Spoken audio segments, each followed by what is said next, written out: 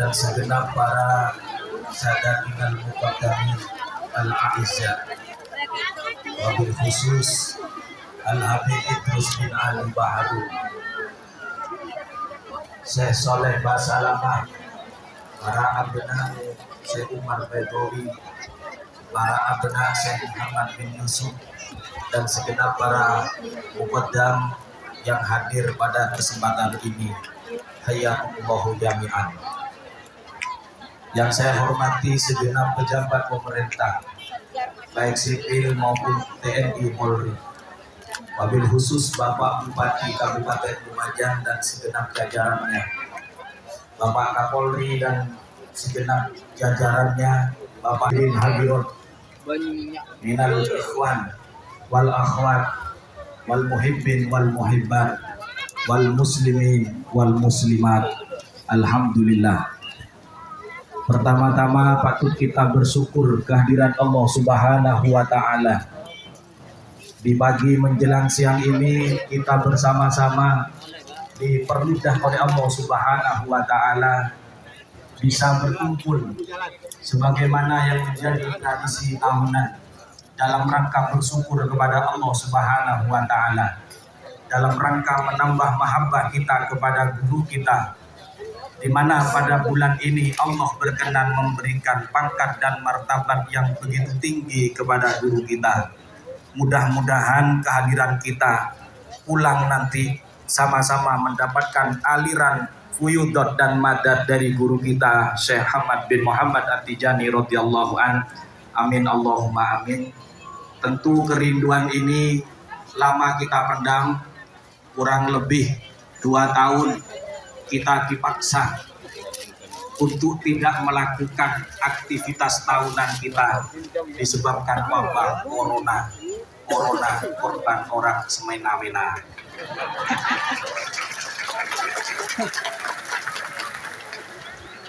Alhamdulillah sangat bersemangat, bahkan ada ikhwan bahkan sejak seminggu kemarin itu sudah mau berangkat. Jadi dikira pelaksanaan Idul Fitri seminggu sebelumnya, saking semangatnya, saking cintanya dan rindunya kepada guru kita. Dan untuk menambah kecintaan kita, insya Allah kita tidak akan bosan-bosan untuk mendengar segerumit tentang biografi guru kita Syekh Ahmad bin Muhammad At-Tijani radhiyallahu anhu. Para hadirin rahimakumullah, Syekh Muhammad Fathan An-Najif di dalam karyanya Al-Kharidah, Ad-Durratul Kharidah, mensarahi Al-Yaqutatul Faridah, beliau mengatakan bahwa ilmu yang dimiliki oleh Rasulullah Shallallahu Alaihi Wasallam ada 3 macam. Yang pertama adalah ilmu yang wajib disampaikan kepada semua umatnya, di mana Rasulullah salah satu sifatnya adalah tabligh, menyampaikan. Tapi yang perlu kita ketahui bahwa apa yang disampaikan ini adalah yang diperintah oleh Allah agar disampaikan. Ilmu yang wajib disampaikan ini berkaitan dengan ilmul ahkam, yang berkaitan dengan hukum, berkaitan dengan syariat. Maka Rasulullah tidak boleh menyembunyikan sekecil apapun yang berkaitan dengan hukum-hukum agama. Ilmu yang kedua, kata beliau, ilmu yang dimiliki oleh Rasulullah Sallallahu Alaihi Wasallam. Ilmu ini Rasulullah diberi wewenang oleh Allah. Beliau diberi hak, disampaikan silahkan, tidak disampaikan juga silahkan. Ilmu apa ini? Yaitu ilmu asrar, ilmu yang berkaitan dengan kerahasiaan Allah Subhanahu wa Ta'ala. Apapun yang namanya sirri, yang artinya rahasia, pasti orang yang bersangkutan itu punya wewenang dipublikasikan, disampaikan kepada orang lain atau tidak.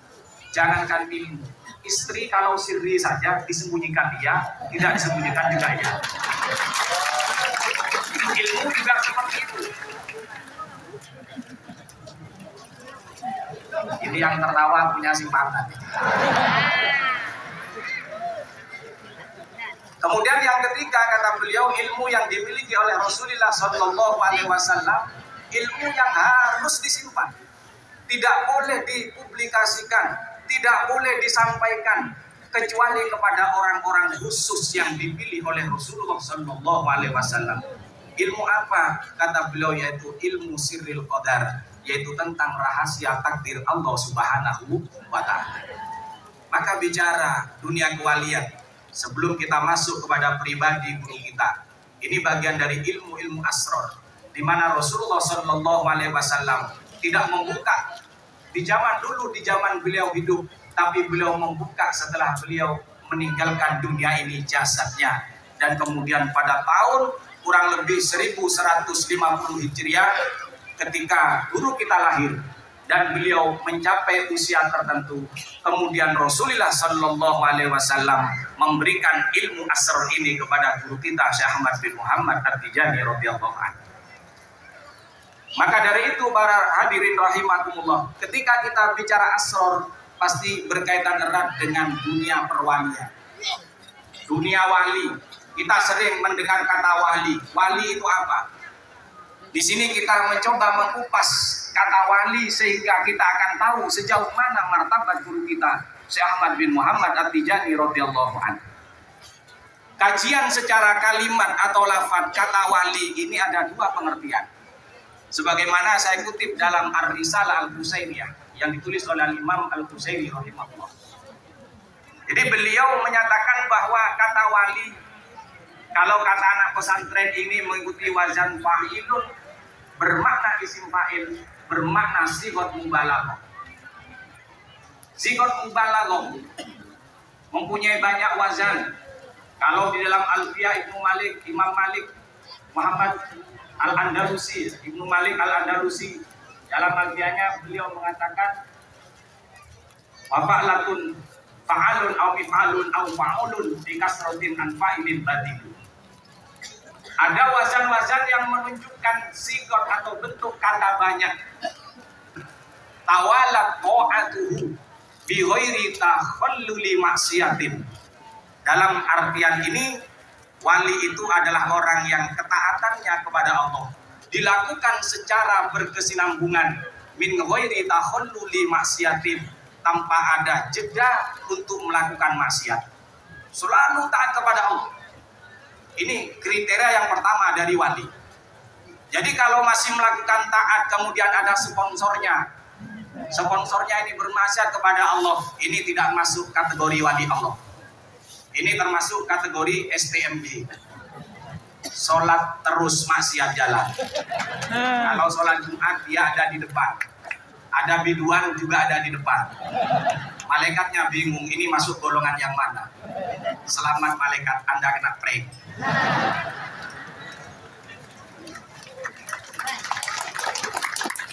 Kemudian pengertian yang kedua, kata wali ikut wazan fa'ilun bimakna maf'ulun, mengikuti maknanya isim maf'ul. Dalam tahapan ini maka arti dari kata wali adalah huwallazi tawallallahu hifdhahu wa hirasatahu bil idamati wat tawali, yaitu seseorang yang urusannya dilindungi oleh Allah.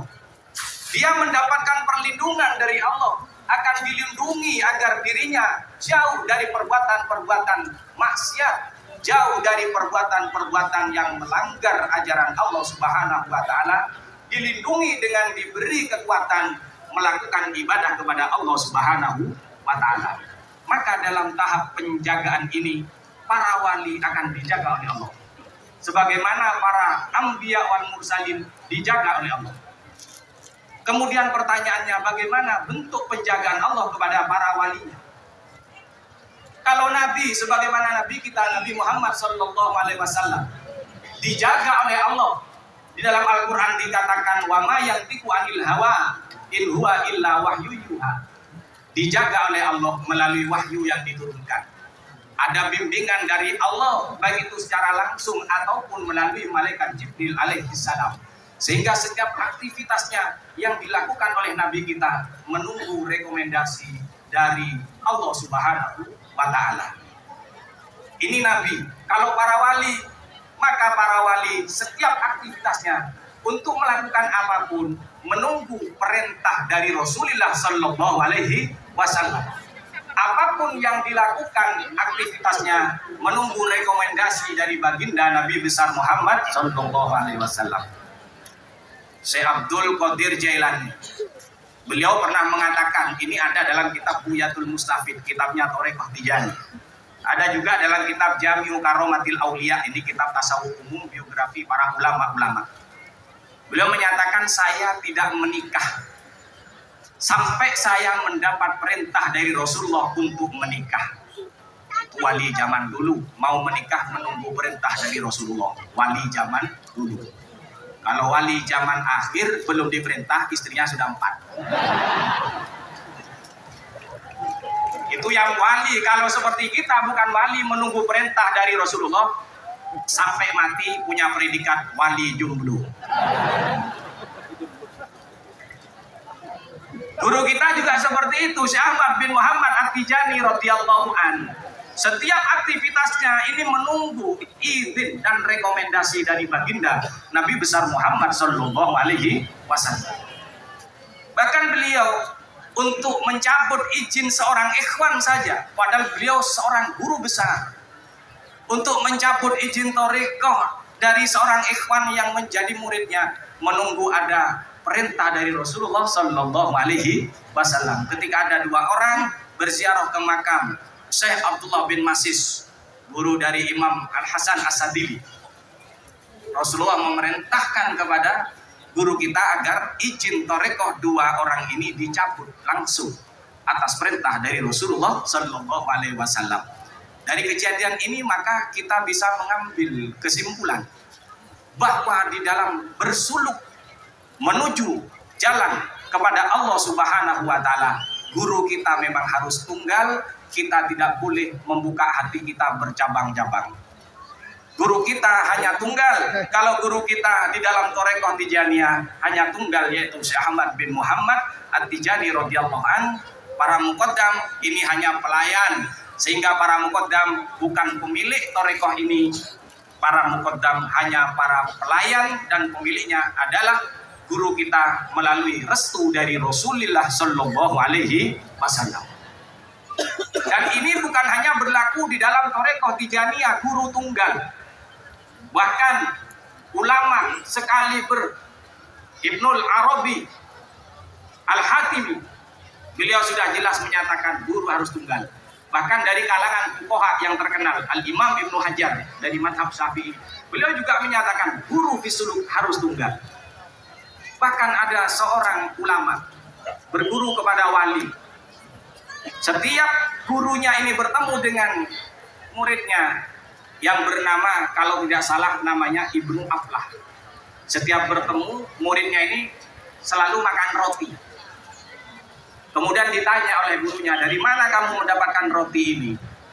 Muridnya menjawab, ini saya tadi bertemu dengan Wali Khidir, saya diberi roti. Kira-kira kalau Ikhwan bertemu dengan Wali Khidir minta apa?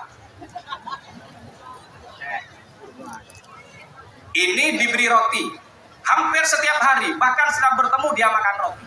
Kemudian gurunya memberikan solusi. Kalau dikatakan marah, ya marah. Kalau kamu mau berguru kepada Wali Khidir silahkan, tapi putus dengan saya, kata gurunya. Kalau kamu berguru dengan saya, maka jangan berhubungan lagi dengan Wali Khidir. Ini bukan sombong, tapi fisuluk seperti ini ajarannya. Kemudian muridnya lebih memilih gurunya. Kalau begitu saya memilih engkau wahai guru. Suatu ketika dia bertemu lagi dengan Wali Khidir, diberi roti sama Wali Khidir, menolak. Maaf, saya tidak mau. Kenapa tidak mau? Biasanya kamu mau. Maaf, Wali Khidir, saya sudah punya guru. Jawabannya seperti ini, saya sudah punya guru. Bukannya saya tidak mau, tapi saya sudah punya guru. Kemudian di luar dugaan, Wali Khidir bukan marah. Kalau wali itu kehilangan murid tidak marah. Yang marah itu wali yang nanggung itu. Santrinya pindah ke sini bertengkar sama kiainya. Tanya seperti ini kan? Nah itu wali nanggung gitu. Di luar dugaan Wali Khidir bukannya marah, tapi beliau mendukung. Al-an anta tuflih, kata beliau. Sekarang kamu sukses, kata beliau. Kalau kemarin-kemarin kamu masih tergoda dengan aku, kata beliau. Muhammad. Ada juga guru kita Kita memiliki kitab induk di dalam Thariqah Tijalah. Kitab ini ditulis dan dikumpulkan. Guru kita memerintahkan agar disobek. Sudah, tidak usah ditulis, tidak usah dikumpulkan, sobek saja. Namanya murid susah payah menulis, tapi yang merintah adalah guru. Dia sami'na wa atokna. Kita kepada guru harus seperti itu, sami'na wa atokna. Jangan sampai menjadi murid mengatakan sami'na wa asoina. Ini bahaya. Tapi sami'na wa atokna. Hingga kemudian setelah berselang lama, Syekh Ahmad berubah pikiran lagi. Kumpulkan lagi yang kemarin sudah disobek, catatan-catatan itu.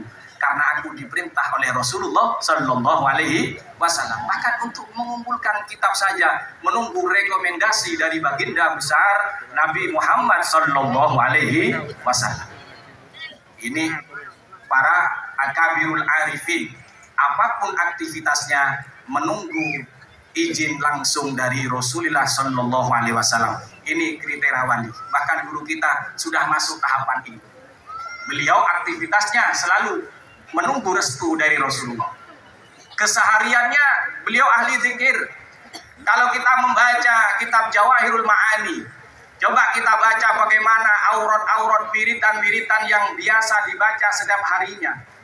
Kemarin saja itu hanya sebagian kecil, berapa persen dari asar sampai maghrib baru selesai. Kalau kita baca semua setiap hari wirid dari guru kita tidak bisa cari uang, Pak. Kita tidak bisa kerja, bahkan kumpul dengan istri saja tidak ada waktunya. Bisa-bisa istrinya cemburu, silahkan makan tasbihnya. Cemburu dengan bacaan zikir. Nah ini para hadirin rahimakumullah. Ini tentang guru kita. Dari sini kita sudah paham bahwa guru kita benar-benar seorang wali Allah Subhanahu wa Ta'ala. Orang yang bermartabat ini ada tanda-tandanya. Kejadian besar itu pasti diawali dengan tanda. Kiamat ini kejadian besar, pasti ada tandanya. Entah itu tanda yang kecil ataupun tanda yang besar. Begitu juga para wali, orang-orang yang dipilih oleh Allah. Ini selalu ada tanda-tanda yang menjadi isyarat bahwa orang yang bersangkutan kedepannya nanti akan menjadi orang terhormat, menjadi kekasih Allah Subhanahu wa Ta'ala. Guru kita juga seperti itu. Syekh Ahmad punya murid namanya Syekh Muhammad Ad-Damrawi. Syekh Ahmad Ad-Damrawi ini tiap hari dalam Kashful Hijab dikatakan tiap hari beliau bertemu dengan Rasulullah Sallallahu Alaihi Wasallam 24 kali sehari semalam. Sehari semalam bertemu dengan Rasulullah 24 kali. Kalau kita 24 jam bertemu dengan HP. Mau tidur HP, bangun tidur HP, bahkan WC masih pegang HP. Ini harian kita seperti ini, 24 jam. Beliau pernah ketika bainal isya ini, bainal maghrib wal isya, di antara waktu maghrib dan isya, beliau ada di satu tempat ruangan khusus di sebelah ruangan guru kita yang biasa berzikir. Didatangi, ini bainal isya ini waktu yang mustajab.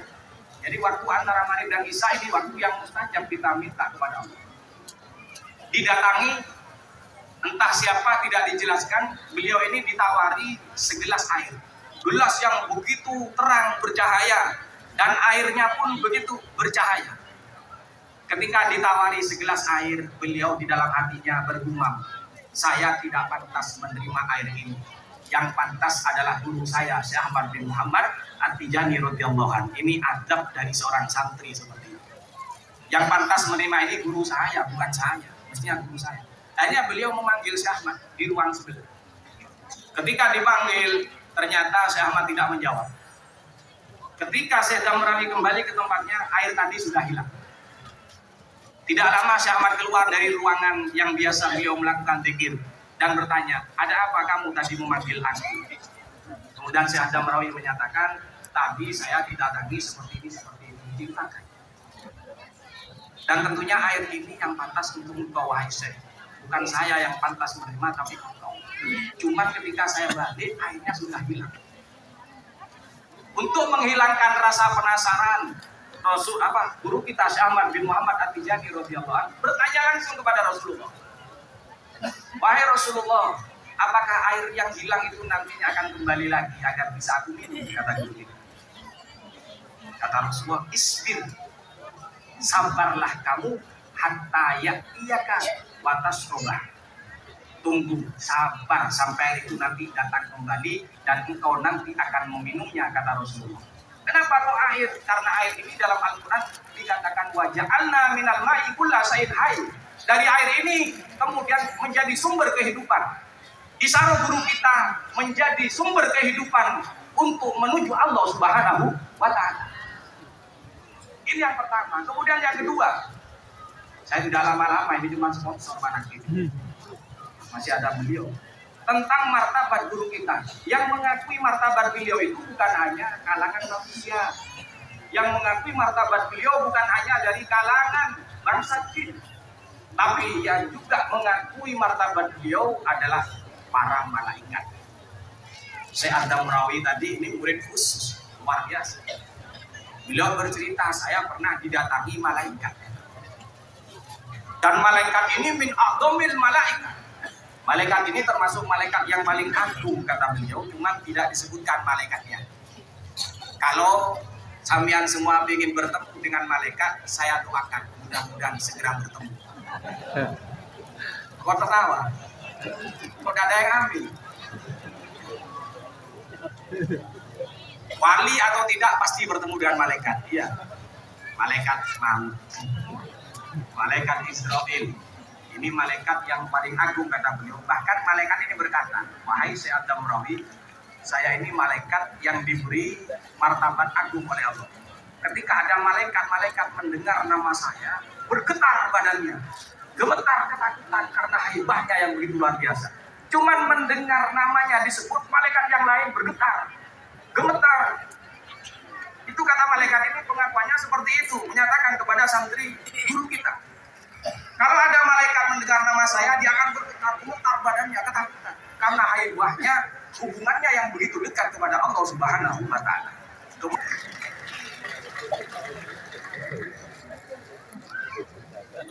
Jadi ternyata angka 1150 ketika dikonversi menjadi huruf-huruf hijaiyah ditemukan kata Maulidul Khatmi, kelahiran wali khotam. Muhammad. Jadi angka 1150 ditemukan menjadi angka apa? Menjadi kalimat Maulidul Khatmi, kelahiran wali khotam. Ini menandai bahwa guru kita benar-benar wali khotam. Wali khotam, yaitu wali yang paling tinggi dalam martabat Al-Qutbaniyah, wali kutub. Dan tidak semua orang mendapatkan pangkat kutub. Bahkan ini yang tertinggi di antara wali kutub yang ada. Itu mana khotam. Jadi jangan dipahami khotam yang artinya pamungkas. Tidak ada wali lain lagi setelah sama. Tidak. Wali ini masih terus ada. Ila yaumil qiyamah. Bahkan Nabi Isa alaihi salam kelak turun kedua kalinya, beliau itu sebagai wali dari umat Nabi Muhammad sallallahu alaihi wasallam. Sebagai wali, bukan nabi posisinya. Kenapa? Karena kalau nabi, nanti nabi terakhir bukan Nabi Muhammad, tapi Nabi Isa. Makanya para ulama menyatakan Nabi Isa kelak dibangkitkan dua kali. Yang pertama sebagai seorang nabi, yang kedua sebagai umat Nabi Muhammad sallallahu alaihi wasallam. Makanya beliau ketika turun kedua kalinya mengikuti syariat Nabi Muhammad. Padahal Nabi itu punya syariat sendiri, tidak ikut siapa. Tapi ini ikut syariatnya Nabi Muhammad sallallahu alaihi wasallam. Jadi yang dimaksud wali khotam itu secara hierarki, kalau kita semacam organisasi atau kepemimpinan, ini adalah pucuk tertinggi. Pucuk tertinggi itu wali khotam. Jadi jangan salah paham dengan wali khotam. Di samping wali khotam, beliau juga mempunyai martabat al-qutbul maktum, wali kutub yang pangkatnya disembunyikan, pangkatnya disimpan, pangkatnya dirahasiakan oleh Allah Subhanahu wa Ta'ala. Artinya apa? Hakikat martabat ini sejatinya tidak ada yang tahu. Sejauh mana ketinggian pangkatnya, yang tahu hanya Allah Subhanahu wa Ta'ala dan Rasulnya, baginda Nabi besar Muhammad sallallahu alaihi wasallam. Nabi Muhammad yang tahu, dan Kanjeng Nabi sendiri kemudian yang menginformasikan kepada guru kita. Kalau yang menginformasikan Rasulullah, beritanya jelas bukan berita hoax, tidak seperti media sosial. Ini yang memberi berita, yang memberi kabar adalah baginda Nabi besar Muhammad Sallallahu Alaihi Wasallam. Ini gambaran bagaimana pangkat dan martabat guru kita. Mudah-mudahan bisa menambah rasa mahabbah kita, menambah rasa cinta kita, dan mudah-mudahan kita semua kelak di hari kiamat akan ditakdir oleh Allah dikumpulkan dengan guru-guru kita, yaitu Syekh Ahmad bin Muhammad At-Tijani radhiyallahu an. Kami akhiri dengan bacaan doa, Allahumma surna bi zumrati abil bait Tijani wa midana bimadadi khatmil awliya'il kidmani.